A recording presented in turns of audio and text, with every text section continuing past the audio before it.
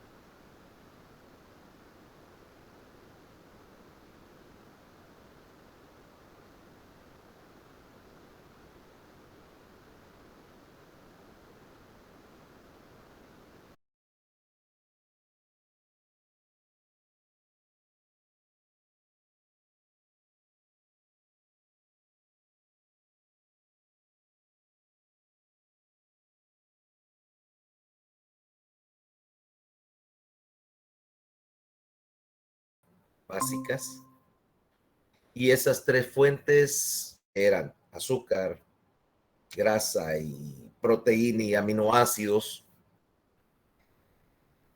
Existían para mantener una serie de procesos que son elementales para la célula. Ahora, el problema con estos procesos es que son necesarios para mantener a la célula viva. ¿Okay? En el sentido de que yo hablo, por ejemplo, de combustible, pero no estoy hablando en el mismo sentido estricto de que lo utilizaría como un modelo mecánico en el cual si yo tengo, qué sé yo, algo que utiliza combustible, no sé, el carro, y se acaba el combustible, sencillamente se para. El problema es que en general en las células humanas, dependiendo de la célula estrictamente que sea, la pérdida de las fuentes de energía, la pérdida de tus fuentes de energía, o sea, de tu aporte de combustible, invariablemente termina en que la célula se muere. O sea, vos no puedes dejar que una célula, en casi la totalidad de los casos, se quede absolutamente en cero en cuanto a fuentes energéticas, porque tenés que mantener una serie de procesos que son esenciales para que la célula sobreviva. En particular, aquellos procesos que mantienen el balance osmótico dentro de la célula, o sea, esas bombas, esas ATPasas o bombas que están moviendo iones de un lado a otro de la célula, son necesarias para mantener el equilibrio osmótico dentro de la célula. Acordate que adentro hay un montón de sustancias que jalan líquidos, o sea, proteína, iones, etcétera.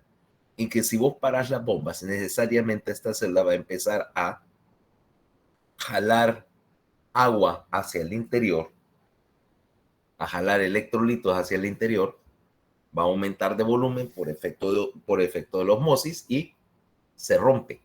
O sea que eso implica que una vez que una célula empezaste a los procesos de metabolismo intracelular, no los podés detener so pena de que la célula se muera. Como te digo, hay excepciones. Y el tiempo que tenga cada célula o que pueda sobrevivir sin aporte nutricional va a variar de acuerdo principalmente depender principalmente del grado de actividad que tenga esta célula. Normalmente las más delicadas son las neuronas, dije. Déjalas 3 minutos sin combustible y se van a empezar a dañar. Mientras que otras células son más tolerantes. Vaya, una célula, por ejemplo, el riñón aguanta 1 o 2 horas sin aporte de combustible, pero eventualmente sus procesos se van a deteriorar si no tenés. Y una de las cosas que tenés que tomar en cuenta es que la regulación del metabolismo va a ser dada para mantener un aporte de nutrientes y de energía constante en todas las células. Ahora,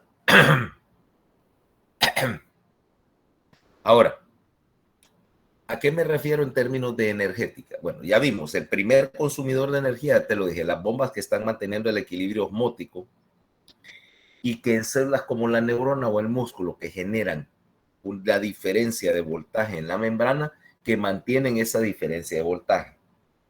Segundo consumidor grande de energía dentro de la célula es la síntesis de proteínas. ¿Okay?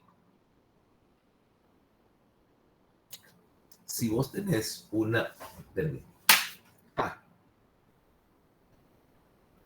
si vos tenés una cadena de proteínas en construcción, para cada aminoácido que estés agregando a la cadena, vas a estar quemando 2 moléculas de ATP como combustible para esa reacción que está enganchando aminoácidos. O sea que si tenés en un momento determinado, todas las células están produciendo millones de cadenas de proteína simultáneamente, porque ese proceso de fabricación de proteínas no es que empezás una y la terminás y estás produciendo una molécula de proteína a la vez.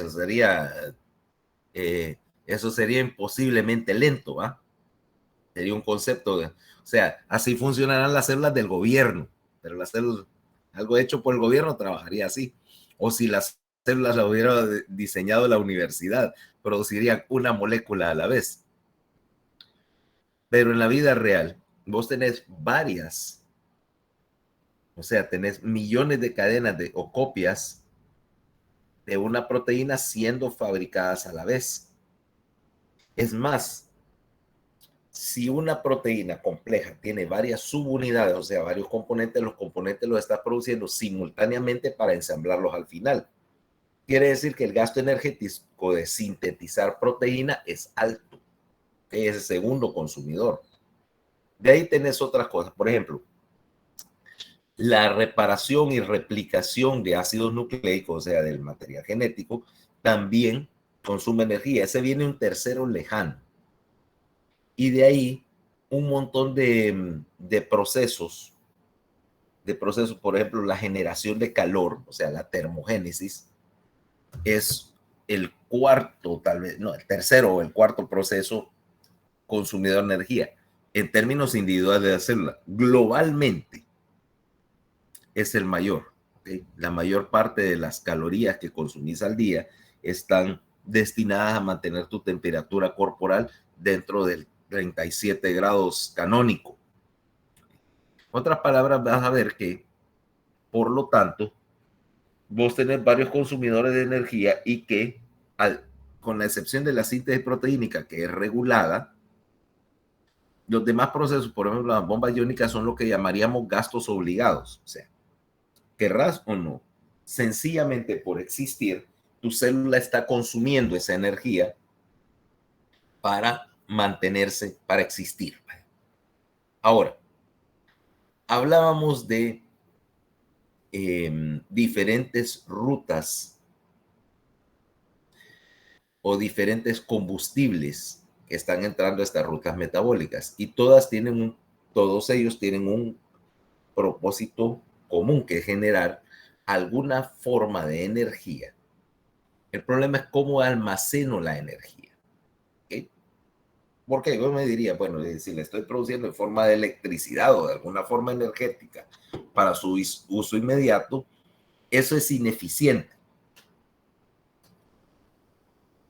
Porque tendría que tener la producción rampeada al 100% casi todo el tiempo, o estar tener el desperdicio de producir energía o de poder producir energía a máxima capacidad, incluso cuando la célula no esté haciendo nada, pero tener que mantener toda esa maquinaria funcionando aunque no la esté usando. Por lo tanto, yo necesito almacenar la energía en alguna forma. Ok.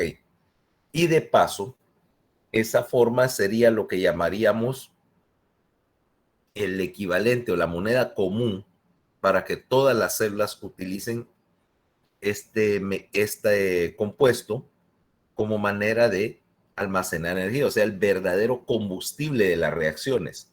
Y ahí es donde entras en el concepto del ATP como un almacén inmediato de energía. ¿Okay?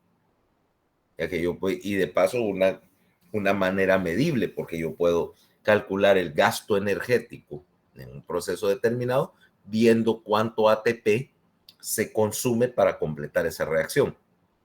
¿Me van siguiendo la idea? Sí, doctor. O sea que todos los procesos metabólicos de los que vamos a hablar esencialmente van a ser dependiente del hecho de que la generación de energía es lo mismo que decir generación de ATP. ¿Okay? Y que yo puedo almacenar el ATP, que es una forma relativamente estable de un compuesto en el cual la energía está almacenada en el enlace del último grupo fosfato, o sea, convertir ATP a ADP y liberar esa energía, o utilizar energía para unir el tercer grupo fosfato, ¿okay? Convertir de ADP a ATP, aprovechando y guardando la energía en ese enlace. Okay. La ventaja es que entonces cualquier proceso metabólico, no importa que queme, sea glucosa, grasa, hidrocarburos o lo que diablo se me ocurriera, que puede ser un sustrato metabólico, vaya orientado a la síntesis de ATP. ¿Ok? Y a tener las necesarias enzimas para gobernar esa síntesis. Ahora, veamos un poquito acerca de energía. Quiere decir que yo tengo una serie de mecanismos para generar energía. Empecemos con el más básico, o con el combustible más básico, que te dije que era azúcar. Ahora, tomemos, y para efecto de nuestra discusión fisiológica, y supongo que después bioquímica, cuando arranque la bioquímica, si es que arranca, vamos a decir que tu combustible canónico es glucosa y que todos los carbohidratos se convierten de alguna manera u otra a glucosa. ¿Okay? Eso quiere decir que Yo puedo convertir cualquiera de los azúcares y de hecho tu entrada principal de azúcar dietética no es glucosa, ¿ok?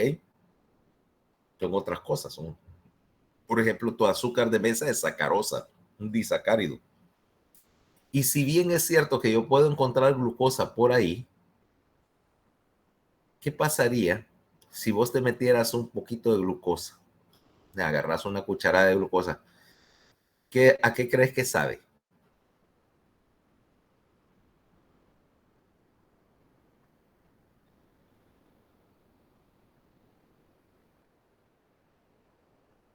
Y la Mm, respuesta Me imagino que no es dulce, pues sí. es dulce, pero no es el sabor que vos asocias a dulce. ¿Ok? Cuando vos pensás en algo que sabe dulce, es el sabor típico de la sacarosa, o sea, del azúcar de caña. Ahora yo te puedo conseguir glucosa, un frasquito de glucosa al 50% en agua, que es un líquido que parece almíbar, y probar bebértelo.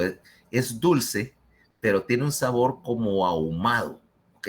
Imagínate, no sé si es por la esterilización, porque así sabe, pero es un sabor dulzarrón, pero en el fondo tiene un poquito como de ahumado, como de amargo, ¿ok?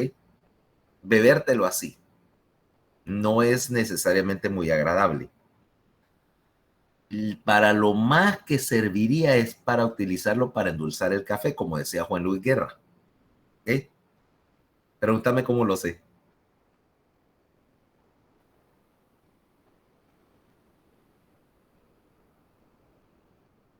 Usted lo probó. Sí, sí, ese es típico. Mira, 3 de la mañana, estás en el hospital,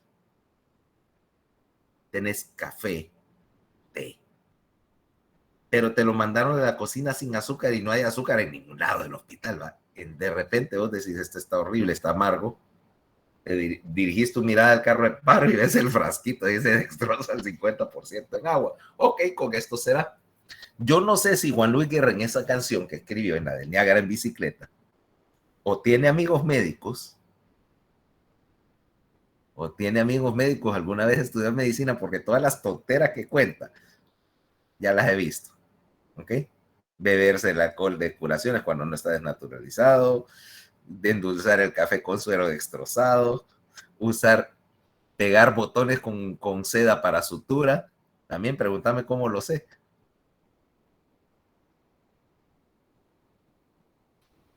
Usted ha sido partícipe de todo eso, doctor. Sí, claro que sí. Claro que sí. Yo no estudié medicina en la Chastólica. Estudié en hospital público, igual que todos ustedes. Y pegó zapatos con el, ¿cómo se llama? Esparadrapo. También. Y ruedos de pantalón también. Y ruedos de pantalón con el esparadrapo blanco pegado por, ¿cómo se llama? Por adentro. También. Pegar zapatos con esparadrapo, sí, es muy útil debido a que vos en el internado vas a arruinar varios pares de zapatos cuando te topes con la sustancia más corrosiva conocida al ser humano. El Tan, líquido amniótico. sí, exactamente. ¿Ya trabajaste en labor y partos? Sí, Bueno, me arruinaron 3 tenis. ya sabes que eso es más corrosivo que la sangre del alien de la película, ¿eh? Eso sí. O cuando viene el parto falso. Ah, también. Yo detestaba atender partos. Claro, no podía escurrirme. En el internado fui el que menos partos atendió de mi promoción. Solo atendí 220. Eso sí me encantaba hacer cesáreas. Buscaba cualquier cosa para irme a meter al quirófano, ayudar con las cesáreas, e hice unas cuantas yo. Ya cuando los ginecólogos te agarran confianza y te dejan, claro, ellos están enfrente y te dejaban hacer la cesárea. No había residentes, no había residentes y los internos teníamos chance de meter mano. No te digo, si es quirúrgico, conmigo sí iba. Bueno, pero regresando a la historia. Entonces, eh, básicamente lo que va a pasar es que ya sea de sacarosa o sea lactosa o cualquier azúcar, vos vas a intercambiar y tenés una serie de enzimas que te convierten, por ejemplo, fructosa a glucosa, porque esencialmente son el mismo número de carbono, solo que arreglados diferentemente. Entonces tenés una enzima convertidora para meter glucosa a fructosa o fructosa a glucosa. Y aquí vamos a hablar de glucosa como el carbohidrato genérico. La primera cosa que puedes hacer y el mecanismo más antiguo que existió es sencillamente degradar la glucosa por vía de lo que llamamos la vía glicolítica. La vía glicolítica va a agarrar una molécula de glucosa, como te digo, el primer paso va a ser agregarle un grupo fosfato. Ahí estás gastando un ATP. Antes de empezar a producir energía, tenés que gastar un poquito de energía. Agregarle fosfato a la glucosa para hacer la glucosa 6-fosfato, porque así prevenís que la glucosa se vuelva a escapar de la zona. Una vez que entró, que se vuelva a escapar. Luego de esa glucosa vas a gastar otro ATP para hacerle glucosa 1,6-difosfato antes de partir esta molécula de 6 carbonos en 2 cadenas de 3. ¿Ok? Partiste la glucosa por mitad y empezás a procesarlo para obtener al final 2 ATP. Fíjate, 2 ATP por cada una de estas mitades de la glucosa. 2 y 2 son 4, pero como había gastado 2, la vía glicolítica te da una ganancia neta solamente de 2 ATP por cada molécula de glucosa que quemaste. O sea, es un proceso súper ineficiente donde estás desperdiciando la mayor parte del combustible que te está llegando. Eso es, por así decirlo, el equivalente de botar más del 90% de la energía que estaría disponible en una molécula de glucosa. No sé qué otro proceso pudiera ser tan desperdiciado.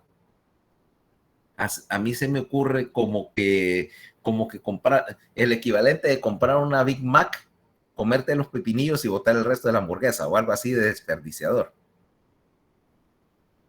Entonces, esta vía glicolítica, y estoy deliberadamente siendo vago con los detalles porque no le quiero quitar el trabajo a las maestras de bioquímica, ya te diste cuenta que no son mis personajes favoritos, ¿va?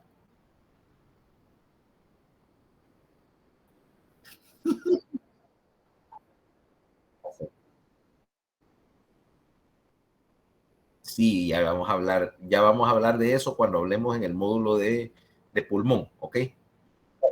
Básicamente, cociente respiratorio se refiere a la cantidad de oxígeno que necesitas para generar X cantidad de calorías. O sea, para generar, por ejemplo, las 2.000 calorías que necesitas para tu mantenimiento diario, vos necesitas consumir X cantidad de litros o de gramos de oxígeno.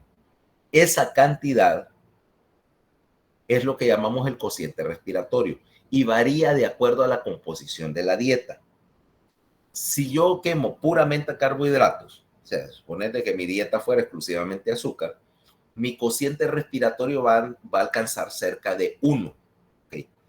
Ahora, si quemo grasa para generar energía, mi cociente respiratorio va a ser menos de 1, tiende a ser entre 0.7 a 0.8. Y entonces eso se modifica de acuerdo a la composición de la dieta. Y en algunos casos me es de interés, por ejemplo, pacientes con enfermedades pulmonares que no tienen una capacidad para absorber suficiente oxígeno. Una de las cosas con las cuales yo les puedo reducir el gasto o el consumo de oxígeno es modificándoles la dieta, ¿ya? Por eso te digo, en más detalles lo vamos a tener en algún momento del módulo de respiratorio, vamos a desglosar cómo se calcula y qué tiene que ver el cociente respiratorio cuando estás calculando el aporte y lo que llamamos el débito de oxígeno. ¿Okay? Por ahorita solo sabe que existe. Ahora, estábamos con la idea de, de esta glucólisis. Tiene, como decíamos, la particularidad de que en ese momento vos estás quemando combustible en forma anaeróbica, implicando que hasta este momento no has necesitado oxígeno para hacer ninguna reacción. El problema es que es tan ineficiente que ningún proceso, que ningún organismo pudiera sostenerse solo con pura anaerobiosis, a menos que tenga un metabolismo muy lento. O sea, algunas bacterias son capaces de sobrevivir anaeróbicamente. Y de hecho, estas bacterias hacen esto porque todavía no han evolucionado, incluso hasta el día de hoy, nunca evolucionaron para tener los mecanismos para procesar el oxígeno. Son estas bacterias para las cuales el oxígeno, de hecho, es un veneno todavía. ¿Okay? Son descendientes directas de los organismos que tenías antes de la catástrofe de oxigenación y que por lo tanto, al contrario, le vas a alejarlas lo posible del oxígeno. Un veneno serían el equivalente de una forma muy, muy arcaica de hacer las cosas. Ahora, las células humanas, la única célula que es una anaerobia exclusiva es el glóbulo rojo. Más que nada, porque como te digo, es una célula súper simplificada. O sea, en un glóbulo rojo agarraste y como su única función era transportar oxígeno, para dejarle espacio suficiente para meter toda la hemoglobina posible, le quitaste toda la maquinaria, o sea, le quitaste el núcleo, le quitaste las mitocondrias, le quitaste todo y solo dejaste un saco lleno de hemoglobina, la proteína estructural para darle forma, y las enzimas de la vía glicolítica porque mueven las bombas que mantienen, las bombas iónicas que mantienen el el balance osmótico dentro del glóbulo rojo. No tienen absolutamente nada más porque no necesitan nada más. Es decir, ok, bueno, el glóbulo rojo solo tiene esto porque solo eso necesita y reduzcámoslo a la mínima expresión. ¿Sí?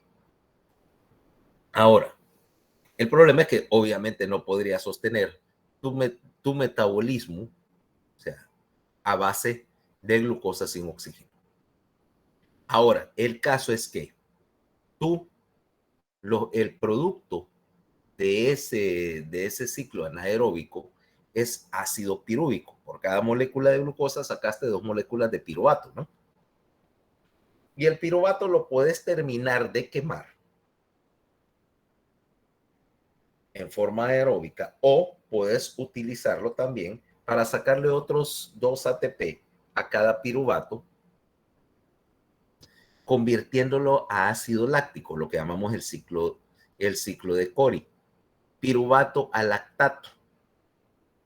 Y el ácido láctico, ¿okay? Después acá, lo puedes guardar porque puedes, ya una vez que obtengas suficiente oxígeno, podrás reconvertir el ácido láctico a ácido pirúvico y volverlo y regresarlo a la vía regular. O sea, es como decir una una desviación, un desvío lateral para aprovechar cuando no vas a tener oxígeno disponible. Eso es lo que llamamos completar el ciclo de Cori o básicamente sacar un poquito más de energía a expensas de acumular lactato, que es un metabolito un poquito problemático.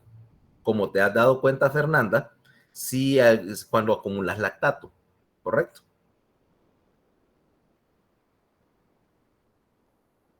Ya sabes cuándo, ¿va? Viene Fernanda y se le ocurre meterse a la onda de fitness, ¿va? Se va y se matricula al gimnasio. Ya en Fernanda. Ácido lactato y ácido láctico es lo mismo. Llega, va al gimnasio, el primer día con mucho entusiasmo, pero no está entrenada. Tu metabolismo no se ha adaptado a quemar, tu músculo no está trabajando todavía en forma aeróbica. Hiciste 1 hora en el gimnasio sin haber estado entrenado y al día siguiente la acumulación de lactato la vas a sentir. Si te ha pasado y al día siguiente te duelen hasta las uñas, ¿va? Ay. Mira, hubieras visto el día en que mi esposa y la gorda se metieron al gimnasio una vez. Al día siguiente, pero es que mira, parecía el coro de una tragedia griega. Ay, ay, ay, ay, ay, todo el día. Entonces, ahora ese lactato, como viste, lo acumulaste. Y una vez que restableces el aporte de oxígeno, vos podés reconvertir ese lactato a ácido pirúvico, a piruvato, y quemarlo por la vía regular y deshacerte de él. O sea, sencillamente es un mecanismo para evitar el desperdicio. Y debido a que la ruta del lactato a piruvato se puede activar rápidamente, es una fuente adicional rápida de energía. Vamos a ver.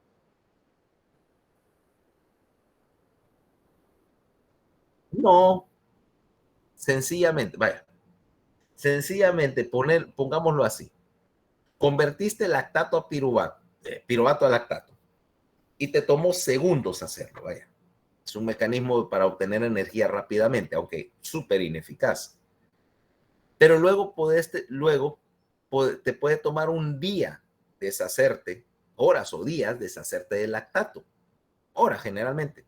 Lo puedes hacer lento, no necesitas más mitocondrias, sencillamente en el mismo sentido de que, por ejemplo, vos vas a, qué sé yo, a pagar, estás pagando la deuda energética a plazos.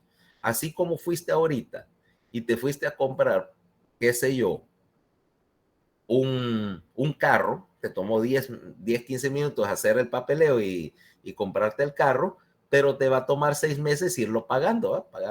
Pagando las cuotas. Es lo mismo. No necesitas más mitocondrias, sencillamente necesitas más tiempo, que es precisamente a donde quiero llegar.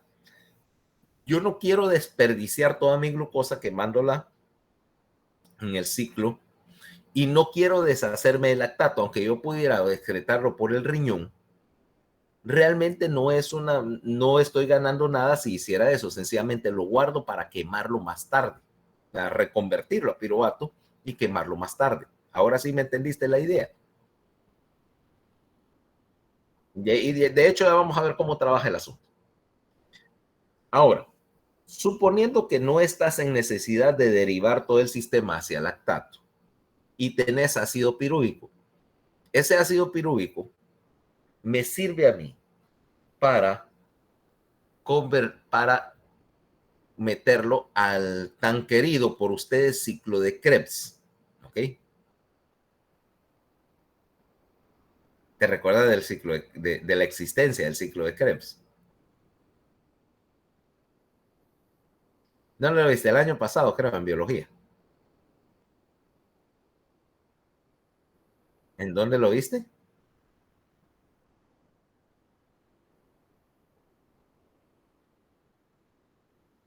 Ah, bueno,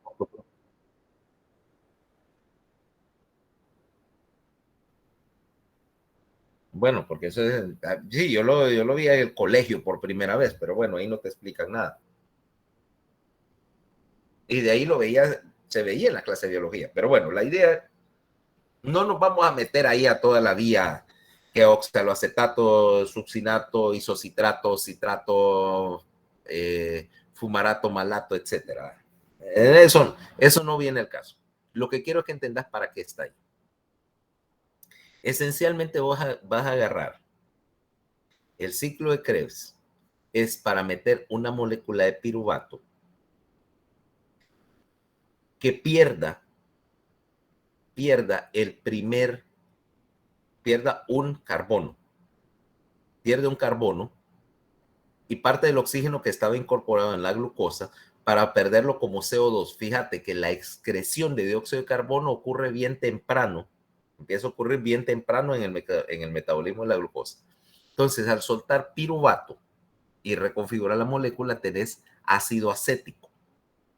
Ácido acético, unilo a un transportador llamado coenzima A e incorporarlo al ciclo de Krebs. Al dar una vuelta por el ciclo de Krebs, vos vas a generar por cada molécula de piruvato que metes, vas a generar 3 moléculas de dióxido de carbono, ¿ok?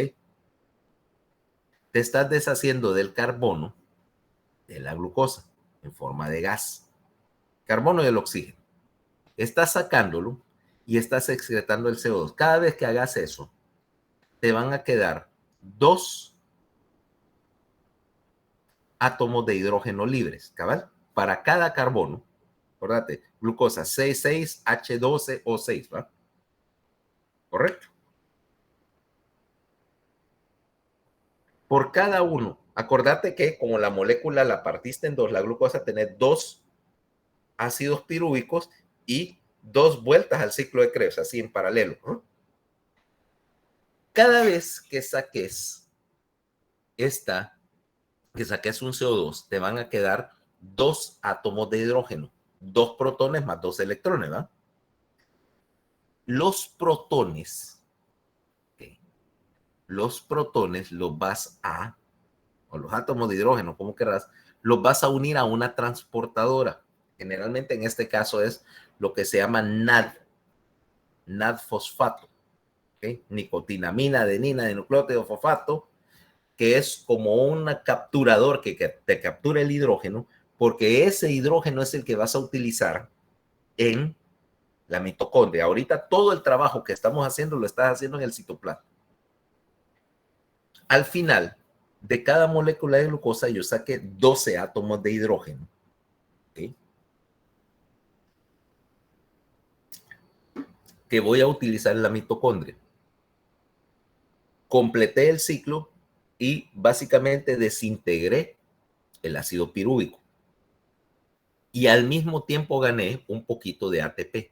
La ganancia neta de ATP acá va a ser 2 ATP por cada vuelta del ciclo. O sea que cada molécula de glucosa me generó 4 moléculas de ATP. ¿Ok? O sea que estoy ganando un poquito de energía si paso por el ciclo de Krebs. Pero otra vez 4 y 4. No es casi nada, ¿no? No es casi nada. O sea, el ciclo de Krebs no es un mecanismo para generar energía eficientemente. Es un mecanismo de preparación porque el producto que yo quiero sacar del ciclo de Krebs son esos protones. ¿Okay? 2, tengo una ventaja. Como lo que estoy metiendo al ciclo de Krebs realmente es ácido acético, yo puedo fabricar ácido acético de más de una manera. ¿Ok? Empecemos. Con glucosa ya te expliqué cómo lo hice.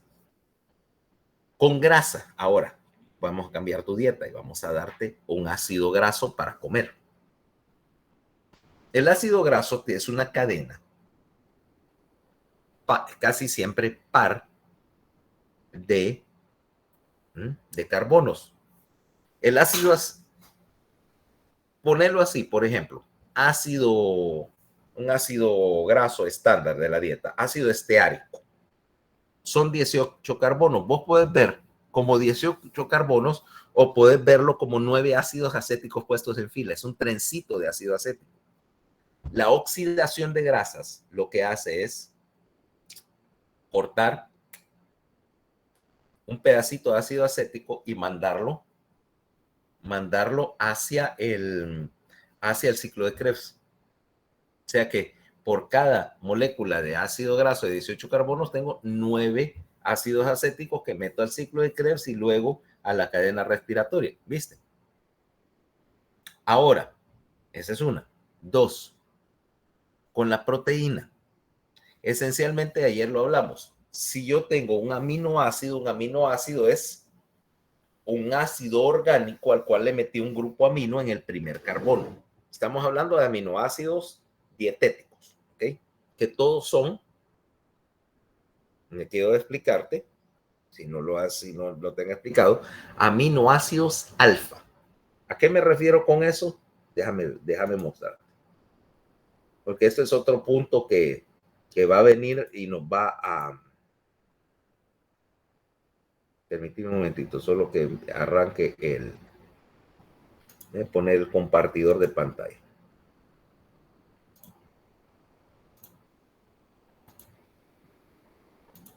¿Se ve la pizarra ahí?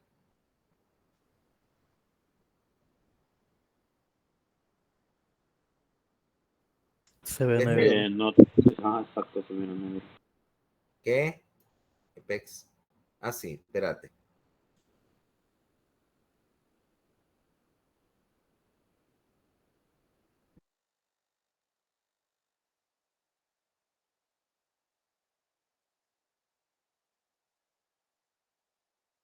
¿Qué le pasa a esto?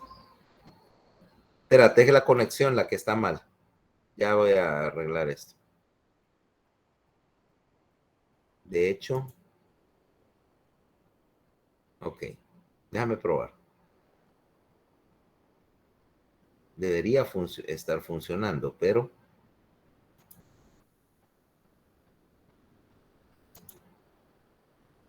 A ver, otra vez. Déjame probar otra vez, a ver si funciona. No, ya sé qué voy a hacer.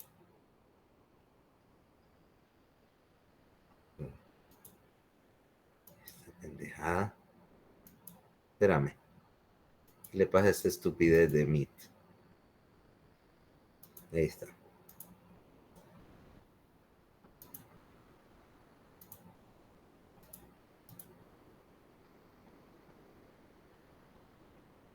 Espérame un momentito.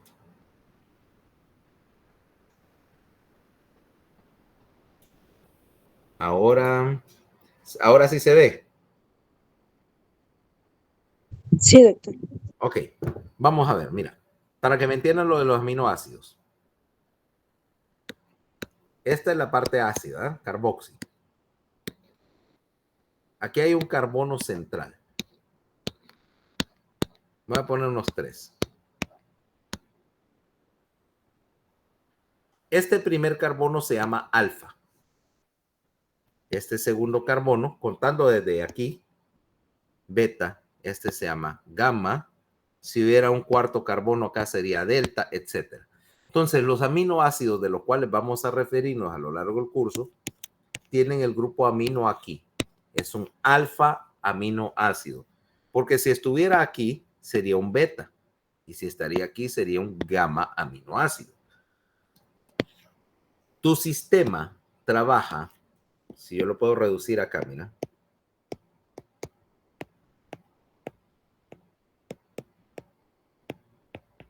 R1, R2, o sea, los sustituyentes que pueden ser de muchas maneras diferentes, pueden ser muchos diferentes. Vaya.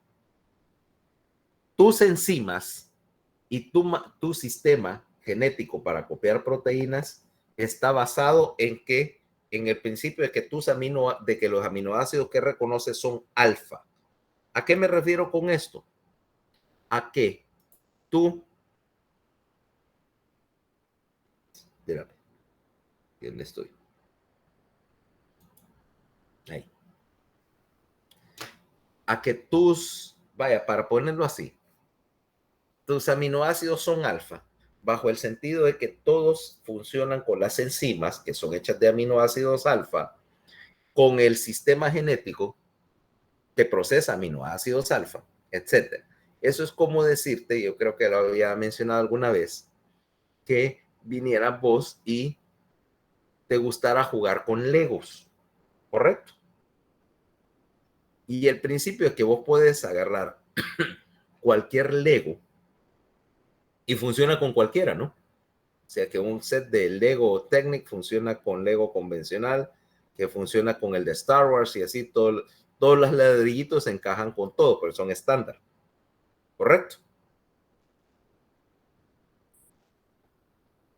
Pero de repente vengo yo y te regalo una caja de Megablocks.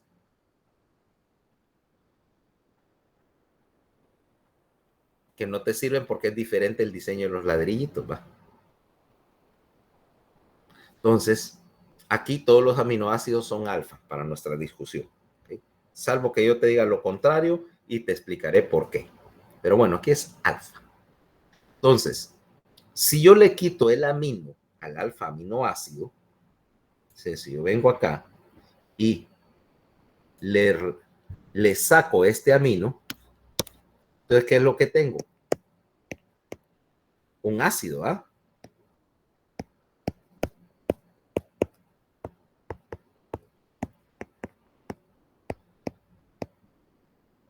Aquí generalmente voy a poner hidrógeno. Pero viste, tengo un ácido orgánico y los ácidos orgánicos, pues yo puedo convertir los ácidos orgánicos con la enzima apropiada, puedo convertirlos a ácido pirúvico, por ejemplo, o ácido láctico, o ácido fumárico, o cualquiera de los intermediarios del ciclo de Krebs y engancharlos. Entonces, básicamente la gluconeogénesis, que así se llama este proceso, implica convertir aminoácidos a un ácido orgánico que a partir del momento que lo haga y lo meto al ciclo de Krebs, funciona exactamente igual que el azúcar, es indistinguible, ¿right? Entonces ya tengo la interconversión. De hecho, aquí vamos a ver la cuarta interconversión, aunque no es necesariamente la más común, pero que depende de quién es más común. Por ejemplo, viene Fernanda. Y Fernanda, que no sé, le gustan los Jägerbombs, ya lo ha confesado aquí.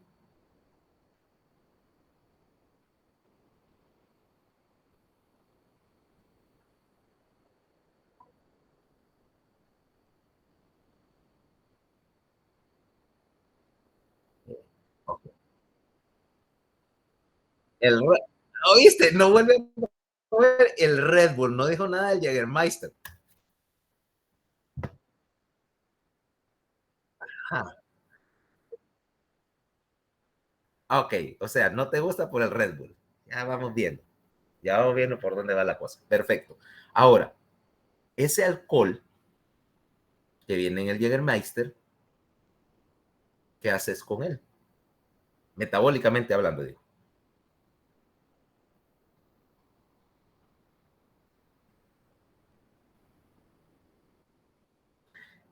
Ese alcohol que viene en el Jägermeister, ¿sí?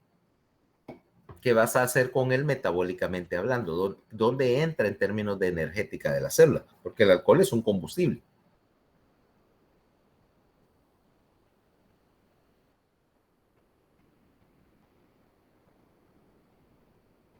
Sí, porque si no, no lo vas a excretar sin utilizar. Sirve. Vos puedes oxidar el alcohol. Oxidar el alcohol es etanol.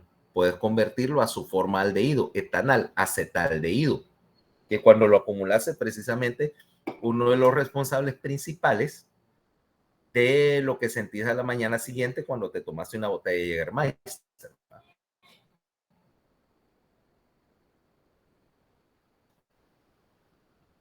O me vas a decir que nunca te has despertado así con aquella de que tú lo único que dices, quiero morirme hoy.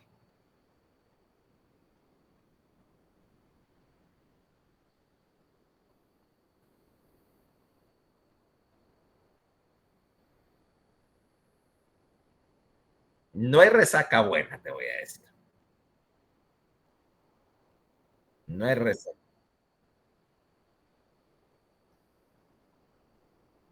La única manera de no tener resaca es o no beber o seguir bebiendo a la mañana siguiente. Vos me dirás cuál de las dos.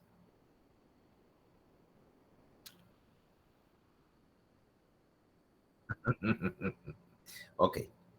O sea, el acetaldehído es el culpable de la mayor parte de la resaca. No es el único. Pues. Ahora, ese acetaldehído lo puedes todavía oxidar aún más mediante una enzima que de hecho se llama la alcohol deshidrogenasa. Y lo oxidas a ácido acético. El etanol se convierte a acetaldehído, que se convierte a ácido acético. ¿Y el ácido acético qué hago con él? Poder ingresar al ciclo de Krebs. lo meto al ciclo de Krebs y lo quemo. El alcohol es un combustible. Como te digo, yo no te recomendaría que fuera tu combustible principal en ninguna circunstancia, pero eventualmente ese es su destino, ¿ok? Y de hecho, en algunos contextos, el alcohol era gran parte de la entrada de calorías para algunas poblaciones y alguna gente. Vaya, por ejemplo, en la Edad Media. En la Edad Media, por ejemplo, una de tus principales entradas calóricas era en base de alcohol. Para todo mundo.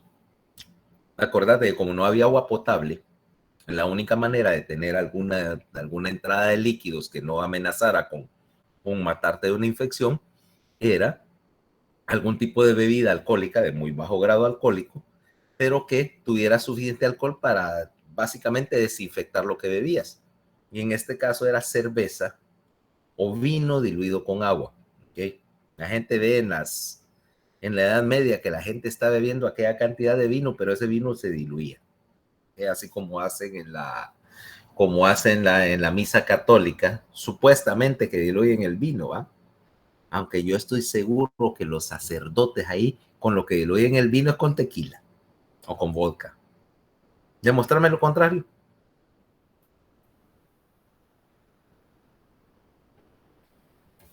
Ok, pero entonces en la Edad Media hacías eso, podías consumir, qué sé yo, de tus 2.000, 2.500 calorías, tal vez unas 500 calorías serían en forma de alcohol, en forma de cerveza, ¿no?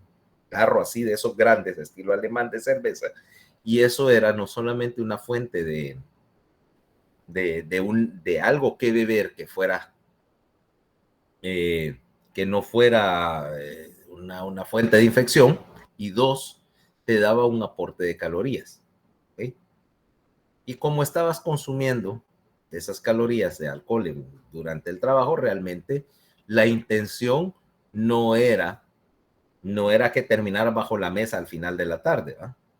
Sencillamente tenía 1% de alcohol, lo cual la cerveza de la Edad Media, con 1% de alcohol, no te iba a hacer ningún gran efecto. Para ese efecto, ¿qué porcentaje de alcohol hay en esta lata de refresco?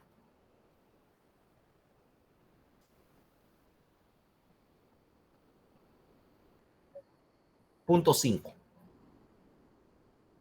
0.5. Y tu cerveza sin alcohol se define legalmente como 0.5%. O sea, nunca vas a ingerir cerveza o refresco al ritmo suficiente como para tener los efectos de una intoxicación etílica. O sea, a menos que me bebiera 25 refrescos en una hora, cosa que ni yo puedo hacer, a pesar de mi capacidad ya reconocida para trasegar Coca-Cola, ni yo puedo contarlo. Entonces,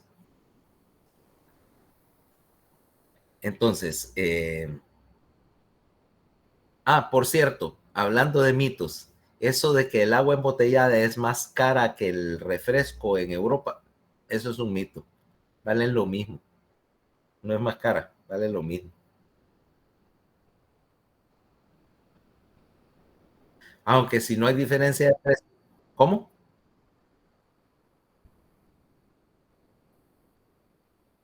¿Qué cosa? ¿No puedo beberme 25 latas de refresco en una hora? Es extremadamente difícil. 25 latas son 8 litros. 8 litros por hora es una ingesta. Sí se puede, pero es bastante más difícil lo que tenés porque generalmente a los 4 litros de líquido tu estómago ya no pide más. Es el reto del galón de leche, pero duplicado.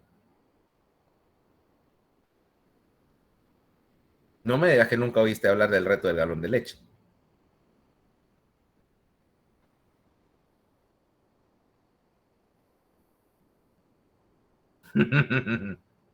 Quiere decir que sí oíste, o sea, beberte un galón de leche que como retrasa el vaciamiento del estómago, tratar de llenar tu estómago con 4 litros de líquido sin vomitar, y porque la idea es bebértela así directo del galón, ¿verdad?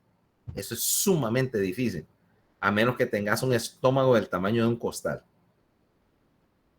Con refresco el problema es el gas, porque tenés que sacar 4 litros de líquido, 8 litros de líquido es más de tu capacidad gástrica. Y como estás eructando gas, tratar de suprimir el vómito con esas cantidades de refresco es súper difícil.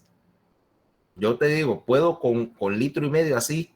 Yo estoy con 1,5 litros, con 2 litros, no problem, pero con 8 nunca lo he intentado. Y 2 litros de refresco en una sentada es bastante. A mí qué me importa eso. No, ese es el mínimo de los problemas.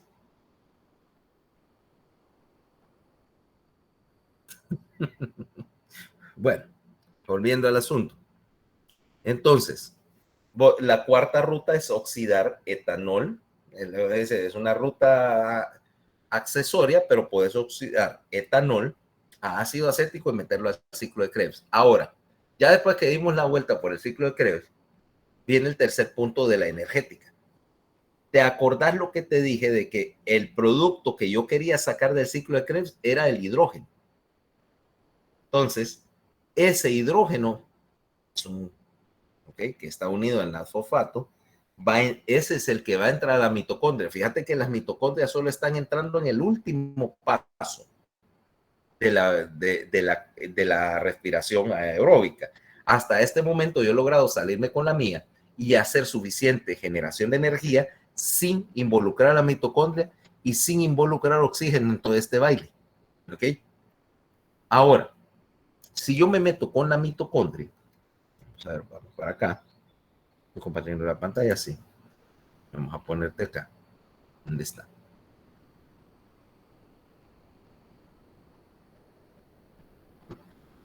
Ahora mira qué es lo que está sucediendo. Una vez que yo agarre esta ruta, lo que estoy tratando de sacar después de este proceso de fabricación es meter a la mitocondria todo el proceso, todo el resto del proceso, en el cual, vamos a ver si está aquí una versión más clara de la mitocondria. Ves que hay dos componentes, una membrana externa, que es la cubierta, y adentro hay una membrana interna que tiene una matriz incorporada ahí, o sea, entre los pliegues de la membrana están ¿cómo se llama? Las enzimas dentro de la matriz mitocondrial. Y esta mitocondria, a su vez, para aumentar el espacio o el área disponible para poner enzimas, se arruga sobre sí misma y me forma esta serie de crestas. ¿Ok? Se ve lo que estoy enseñando, lo que estoy queriendo explicar. Ok. Ahora, yo voy a tomar este hidrógeno y lo voy a meter por una cadena de 6 enzimas. ¿Ok? Lo que llamamos la cadena de citocromos. Cada vez que yo esté formando, que yo esté pasando ese hidrógeno de una enzima a otra, estoy extrayendo parte de la energía que está en ese en ese protón realmente, ¿va? No es el protón lo que son en ese núcleo de hidrógeno. Al final, y los electrones están libres. Al final, la última enzima de la cadena es lo que llamamos oxidasa de citocromo. Y la oxidasa de citocromo es la que va a tomar un átomo de oxígeno y unirlo a 2 núcleos de hidrógeno para fabricar agua. ¿Okay? O sea que fíjate que el último paso del metabolismo aeróbico es el que necesita el oxígeno, porque el oxígeno es el aceptador final de hidrogeniones. O sea, vos estás bajando los hidrogeniones, bajándolos por la escalera de los citocromos, aprovechando la energía, pero al final te vas a quedar con 2 protones a los cuales literalmente ya les exprimiste toda la energía que tenían, pero tenés que deshacerlos, no los puedes tirar así como iones. Tenés que unirlos a algo para formar un desecho estable, y el desecho estable, el residuo final de la energética celular es agua. Para eso es que necesitas el oxígeno. Hasta ese momento puedes pasarlo, pero si no tienes oxígeno, el problema es que la cadena se traba, porque ponele así. Yo estoy agarrando un par de protones con una enzima y se los doy a la siguiente, así como dice, pasar la cubeta, ¿va? Pasar la cubeta a la siguiente, pero si la última enzima no tiene a dónde hacerlo, entonces al final se queda con un hidrogenión en la mano, pero como tiene las manos ocupadas no puede recibir uno más y el proceso se traba. La cadenita por eso se llama la cadena. Al final agarras el oxígeno, que es donde pones al final, y tenés las manos libres para recibir y el proceso se repite. Al final de cuentas, oxidar una molécula de glucosa en la cadena de citocromos me va a dar 36 moléculas de ATP. O sea que es mucho más eficiente que las otras dos vías juntas. Y por eso era la gran ventaja cuando empezó a existir la simbiosis entre mitocondria y célula animal, que se formó esa unión, es que las células de repente empezaron a ganar la posibilidad de producir muchísima más energía que la que tenía. Y si tenés mucha más energía disponible, puedes hacer muchas más cosas, ¿correcto? Ahora, ¿qué se traduce esto en términos tuyos? Tomemos, por ejemplo, o de tus reservas de energía. Vamos a tomar nuevamente un caso determinado. Y tomemos a Fernanda. Ponete los tenis, Fernanda. Le vamos a poner a hacer ejercicio.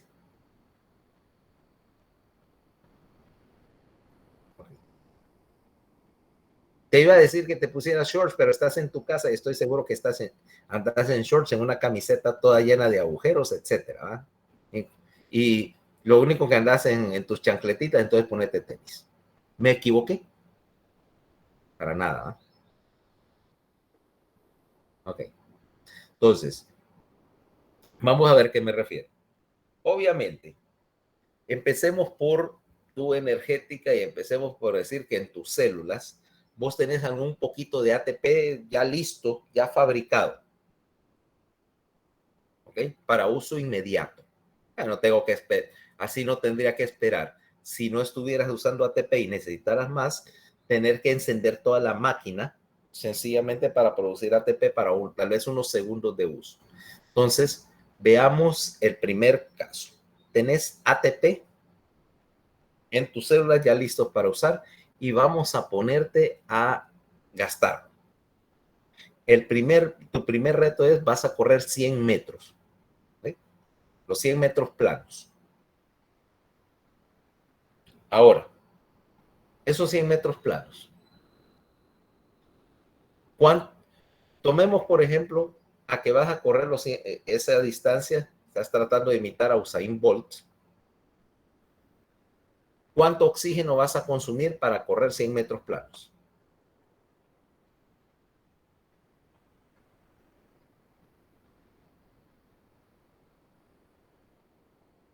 Y la respuesta es ninguno. Nada. Nada. Porque vos Usain Bolt corre los 100 metros en 9 segundos y fracción. Vos los vas a correr, te voy a dar 15. Te voy a dar 15 porque no sos exactamente una atleta entrenada, pero tampoco es que te estás cayendo de viejita. Entonces te voy a dar 15 segundos, ¿te parece? En 15 segundos no puedes encender la máquina, pero tenés ATP guardado para unos 15 segundos, algo para 10, 15 segundos, o sea que puedes correr utilizando el ATP que ya tenés guardado y no gastaste oxígeno en ese negocio, ¿ok? Después tendrás que reponer el ATP, pero en este momento, no.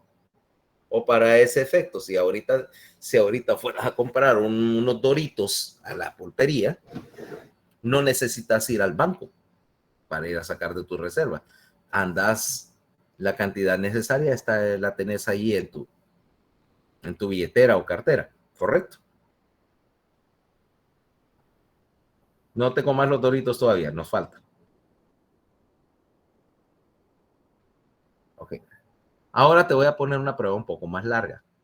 Vas a correr 400 metros sin obstáculos. No quiero que te tropeces. No sé por qué pienso que te va a tropezar en la primera valla. 400 metros, una vuelta al estadio. ¿Te parece? Obviamente, no tenés de otra, ¿ok? ¿Le parece? ¿Cómo se llama? Retórico. No tenés de otra. En todo caso, para que no te sintas tan buleada, podemos hacer una cosa.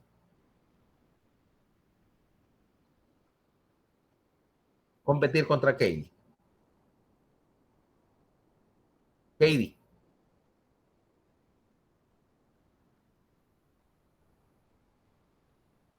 Katie, 100 ponete los metros. tenis también. 400 metros es más de lo que pudieras consumir en ATP. No, de lo que tuvieras de ATP, ninguna de las dos. Sin embargo, tengo un mecanismo de energética que es muy útil, en particular para el músculo. ¿Qué tal si yo te diera algo como regenerar ATP? Un mecanismo para regenerar ATP. Y entonces tengo una sustancia que almacena energía en forma de grupo fosfato que le puede prestar al ATP. En este caso, es una sustancia, un aminoácido en el músculo que se llama creatina. En su forma cargada, por así decirlo, es fosfato de creatina. Y ese fosfato de creatina le puede prestar un fosfato al ADP para reconstituirlo en ATP. Doctor, no es lo que usan las personas que entrenan, la creatina. O es Sí, diferente. es la misma. Lo que me pasa es que no saben para qué es. Ah, ok. Tu organismo la puede absorber de la dieta, ¿okay? Particularmente la dieta animal o de un suplemento, o la puede sintetizar. Ahora, la idea es que eso es un suplemento de energía.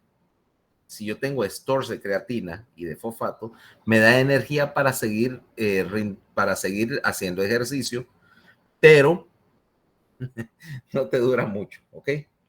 No te dura mucho y para la mayoría de los regímenes de ejercicio no es tan importante, ¿ok? De hecho, tenés que tener cuidado porque es tóxica para el riñón. Si abusas de la creatina y te metes 5 gramos de creatina al día, te puedes formar cristales de creatina en el túbulo y te echas un riñón, ¿ok? Yo te diría que no te metieras con ellos si vos usas esa cuestión para entrenar, Katie. No, no, pero he escuchado. Ok. Sí, porque yo te recomiendo que lo hagas con muchísimo cuidado y para cierta gente le digo, ok, entonces tengo la creatina y ese es el equivalente de las, ¿sabes qué es? Ese es el equivalente celular de las baterías esas que compras para tu teléfono, ¿ah? Que tu teléfono se está apagando, entonces le conectas una batería externa para rellenar la batería de tu teléfono con la externa. Ya sabes de cuáles hablo, ¿ah? Ujú, sí, hoy sí. Ok, esencialmente eso estás haciendo. Tenés creatina para 1 minuto o 2. En 1 minuto puedes correr 400 metros en minuto y medio. ¿Ok? En minuto y medio. Entonces, 400 metros de esa manera. Perfecto. Pero te gastaste la creatina. Hasta este momento es que vas a empezar a quemar glucosa en forma anaeróbica. ¿Okay? O sea, la primera cosa que vas a hacer, entonces sigamos y Fernanda corrió los 400 metros y yo le digo, ok, recoge tu lengua del piso, por supuesto, enrollala, anda tropezándose con la lengua ya para estas alturas.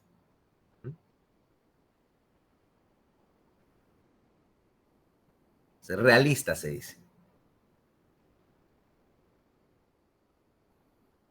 Decí que todavía tengo alguna.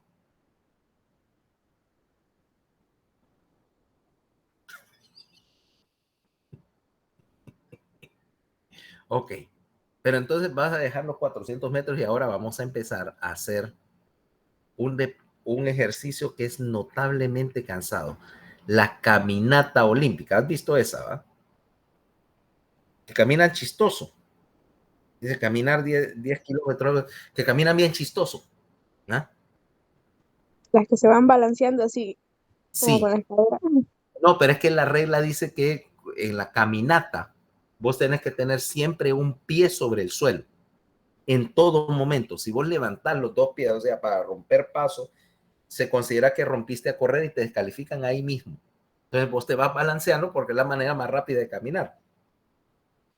O sea, sin romper la regla. Si no, sería, si levantas los pies ya estás trotando y entonces, y la primera regla es que dice no puedes trotar en ningún momento. Entonces, por eso el paso así tan raro que tienen ellos. Bueno, entonces te metí a la caminata y esa caminata, vieras qué cansadora es. Yo ya la he probado, no, obviamente no voy a hacer 10 kilómetros de caminata, pero incluso con 1 kilómetro de eso te duelen las piernas como pocas cosas, ¿verdad? Entonces, ponemos a Fernanda ahí y ahora el problema es que ya ahí empezás a necesitar glucosa de afuera. La glucosa que vas a recibir, bueno, de tu torrente sanguíneo, y después hablaremos de lo de las reservas, empezás a recibir glucosa en el músculo y este metabolismo al principio es anaerobio. ¿Okay? Fíjate, estás quemando glucosa a piruvato, piruvato a lactato, porque hasta este momento todavía no has encendido toda la maquinaria respiratoria celular de completo, ¿va? Estás empezando a hacerla funcionar, pero necesita un rato para que empiece a trabajar del todo. ¿Cuánto tiempo? Me dirás. 15 minutos. ¿Okay? Energéticamente hablando, vos estás anaeróbica por 15 minutos y acumulando ácido láctico. No te preocupes, no te va a doler nada todavía porque con 15 minutos no acumulas suficiente lactato como para sentir el malestar. Después lo tendrás que quemar, pero ahorita sencillamente acumularlo. Pasados unos 15 minutos es que ya empieza tu metabolismo aeróbico. Por lo tanto, eso tiene algunas implicaciones prácticas, fíjate. Por ejemplo, vos te metes a hacer ejercicio y decís, bueno, voy a hacer algún ejercicio para bajar de peso, ¿eh? Porque quiero quemar más calorías. ¿Cabal? Pero si vos haces un ejercicio, ahí entonces empecé a decir, bueno, voy a empezar a hacer, por ejemplo, cardio y te compras una de esas caminadoras o una de esas bicicletas. Antes de los 15 minutos realmente no estás quemando calorías, solo estás quemando la glucosa que ya tenés circulante. Por lo tanto, no tiene que ser un ejercicio de tanta intensidad, pero sí cuenta el tiempo. Si vos viniste y dijiste, no, hoy solo voy a hacer 10 minutos en la bicicleta o 15 minutos en la bicicleta, porque razones, ¿no? Tengo poco tiempo, lo que sea. Realmente no hiciste nada. ¿Okay? No, pero, o por la razón por la cual yo digo que el fútbol no es un ejercicio, es un juego. Porque nadie pelotea durante 15 minutos corridos, o sea, no corren durante 15 minutos continuos, corres, te detenés, y hay más pausas que otra cosa. Mira, por ejemplo, otro que no es un deporte, béisbol, corres 5 segundos y el resto del rato estás esperando o estás haciendo cualquier cosa, y si te das cuenta, todos los jugadores profesionales de béisbol están más panzones que yo. Bueno,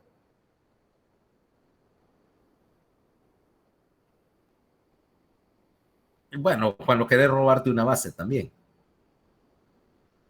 ¿Ok? Exactamente, exactamente. Entonces ya, el golf es un juego, eso no califica como deporte. Todavía, fíjate que todavía calificaría como deporte si caminaras entre un agujero y otro. Sí, por ahí 300, 400 yardas. No es mucho, pero vaya, como ahora todo el mundo anda en los carritos, si te tocara caminar son como 3, 4 kilómetros de caminata.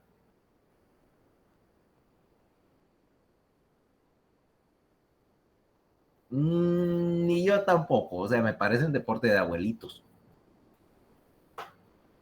O sea, demasiado pasivo. Sin embargo, no es que no tenga su dificultad, pues tenés que de alguna manera hacer que la pelota vaya por donde querrás. ¿Okay? Pero sí son tres, y como los campos de golf no son planos, sino que tienen colinas y todo, caminar sí es un poquito, es un poquito calificar como ejercicio. Pero bueno, regresando al asunto. Quiere decir que después de 15 minutos yo te puse a caminar, entonces ya estás empezando a quemar aeróbicamente glucosa y pasa una segunda cosa. Tu músculo busca reducir el consumo de oxígeno y busca una fuente más densa de energía y empieza en ese momento, hasta los 15 minutos, es que empezás a quemar grasas, que tu músculo empieza a quemar grasa como combustible primario y va a tomar más de 15 minutos y además para adaptar tu cuerpo a que sea a acostumbrarlo a quemar grasa, necesitas unas 2-3 semanas de ayuno o de entrenamiento para que se adapte a que prefiera la grasa sobre el azúcar como combustible. Hasta este momento ya llegaste en ese momento ya llegaste al punto de que estás haciendo puramente consumo aeróbico. Viste que hay una serie de etapas en la utilización o en la energética de la célula. No es que inmediatamente tus células tienen un nivel alto de aerobiosis. Ahora, no es necesariamente que no consuman oxígeno, porque yo ahorita no estoy haciendo ejercicio, sin embargo estoy consumiendo un poco de oxígeno, porque sí, algunas células como la neurona sí están en metabolismo aerobio permanente. ¿Okay? Mis neuronas, por ejemplo, siempre están quemando oxígeno, o sea, están a máxima eficiencia, pero eso me trae una desventaja grande, que si las dejo sin oxígeno por un periodo muy corto de tiempo, se daña. Entonces, no todas las células, mientras más tolerante es una célula a la deficiencia de oxígeno, más ineficiente es en su estado basal. O sea, necesita encender el metabolismo aerobio versus que células que son eficientes porque están trabajando a un ritmo alto de generación de energía, son súper sensibles a la falta de oxígeno. Le hace cerebro y riñón, que son los dos más gastones de oxígeno en el organismo. Ahora sí. Ok, bueno, preguntas.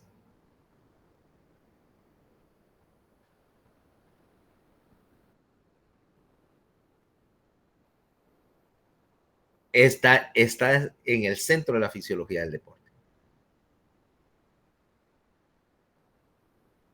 No explícitamente, porque apenas nos queda tiempo para la fisiología de los que somos haragancitos. La fisiología del deporte sí, lo vamos a ver en algunas cuestiones. Cuando veamos esto, cuando veamos metabolismo y músculo, sí vamos a hablar de la fisiología o de la adaptación, no del deporte, sino al esfuerzo físico, ¿ok? Porque se aplican los mismos principios, por ejemplo, para cosas que no son deporte, por ejemplo, el trabajo físico o el entrenamiento militar, ¿no? Que es esencialmente para el organismo es la misma cosa.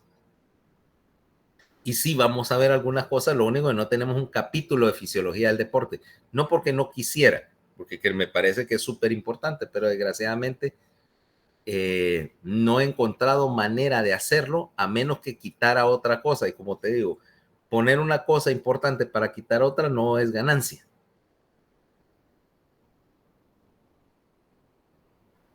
Pero sí, sería bueno. Lo que vamos a hacer algún día es, voy a poner algo así como un seminario, algo parecido, o un curso separado, extra, sobre medicina del deporte. De hecho, el doctor Kofi, que da fisiopato, esa es la especialidad de él, medicina deportiva. Tal vez si lo engancho para que... Sí, es interesante. Kofi esa es su especialidad. Sí, hay varias cosas, por ejemplo, cosas que son colaterales y que vas a ver que estén adaptación, por ejemplo, adaptación a la gran altitud por ejemplo, medicina de la parte de la fisiología del buceo o la fisiología, por ejemplo, de la adaptación a la gran altitud para aviación o montañismo, esa clase de cosas que no hay tiempo de verla. Sin embargo, a alguna gente puede resultarle interesante. Sí vamos a cubrir parte de él, por ejemplo, cuando hablemos en el módulo de respiratorio, la adaptación al cambio de presión. ¿Okay? O sea, le hace, porque a cierta altura obligatoriamente yo tengo que ponerme una máscara de oxígeno?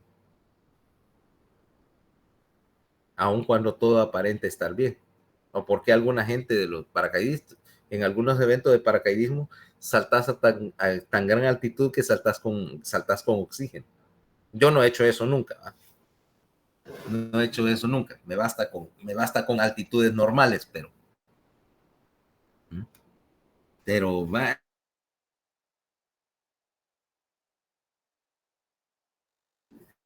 ¿Me entiendes? El problema es que de fisiología más de un semestre, aún así pudieras tener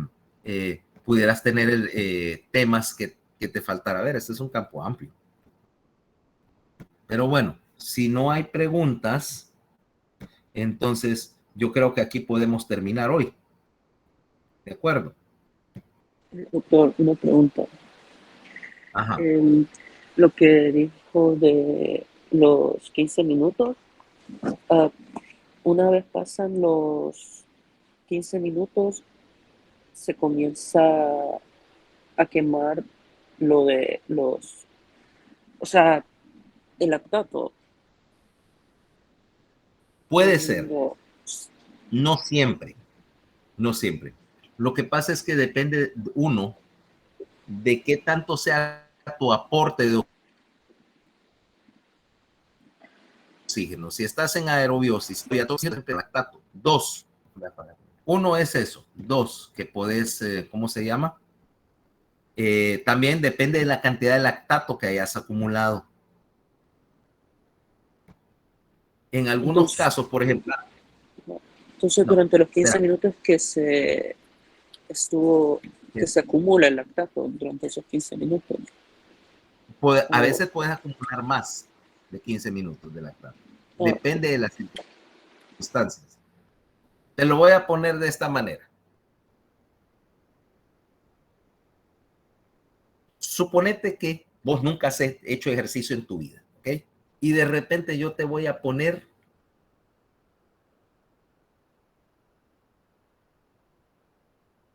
en la caminata y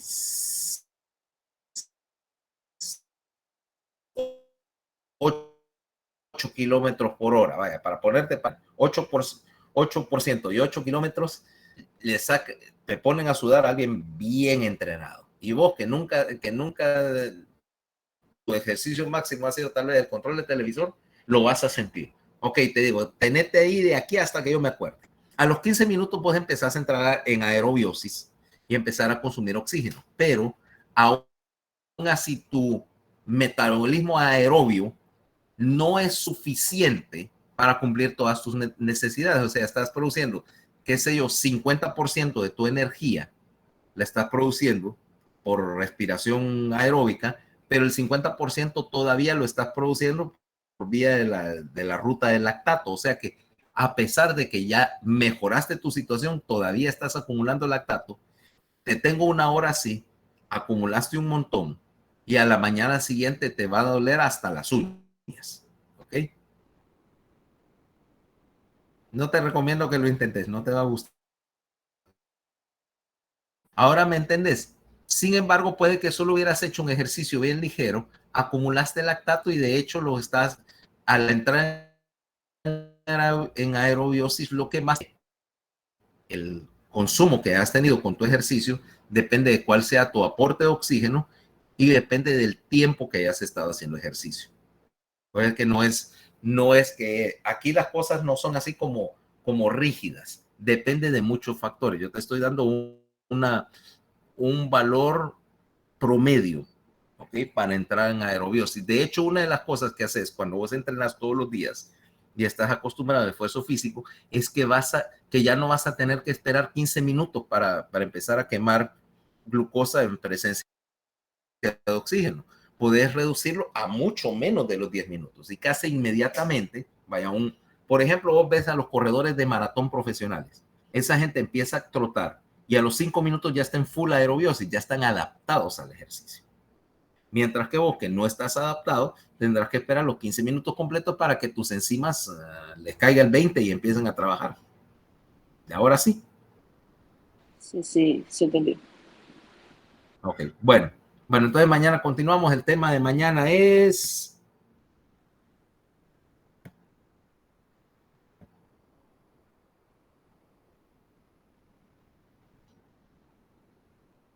mecanismos de comunicación y mensajería. Ahí dice intercelular. Realmente lo que debe decir ahí es intra, no es inter, es intracelular, ¿ok? O sea,